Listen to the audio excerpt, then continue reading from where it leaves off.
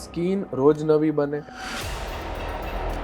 Hair રોજે નવો આવે, તો એ રોજ જે નવી બને છે ને એને તમારે રોજ મરમ્મત કરવી પડે. એકવાર મરમ્મત કરીને છોડી દીધી તો પછી ક્યારેય નહીં થાય, આવું નહીં થાય. સ્કિન બાબતે લોકોનો એવો કોઈ મિથ હોય છે કે સર મને આજીવન ન થાય ને એવી કંઈક દવા આપશે કે સર આ મને પિમ્પલ્સ છે ને ક્યારેય ન થવો જોઈએ એવું કંઈક કરી દો તો એ નથી પોસિબલ. તો જો ડેઇલી રૂટીનમાં જે મેકઅપ કરે છે એનાથી સ્કિન ઉપર કોઈ ઇફેક્ટ થવાની શક્યતા ખરી? એ તમે વારંવાર કરો ને તો તમારી સ્કિન ઇરિટેટ થઈ જાય, સ્કિન ગુસ્સામાં આવી જાય, પછી ત્યાં રેડનેસ આવે, ત્યાં તમને કંઈક. તો અત્યારના સમયમાં એવું નથી લાગતું કે નાની ઉંમરમાં એન્ટી એજિંગ જોવા મળે છે? તો એ છોકરો ફર્સ્ટ યર કોલેજમાં હતો એટલે બિચારો લાગતો હતો 30 વર્ષ. ઘણા બધા એવા શેમ્પુ અત્યારે માર્કેટમાં એવું કહીને એડવર્ટાઇઝમેન્ટ માર્કેટિંગ કરતા હોય છે કે આ શેમ્પુ યુઝ કરો એટલે તમારા વાળ છે 99% ખરવાના બંધ થઈ જશે.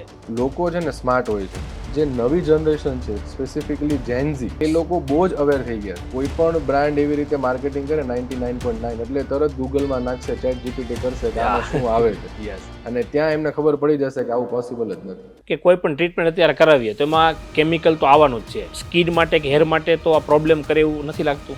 હવે છે ને હું તમને બહુ રેડિકલ એક સ્ટેટમેન્ટ આપું.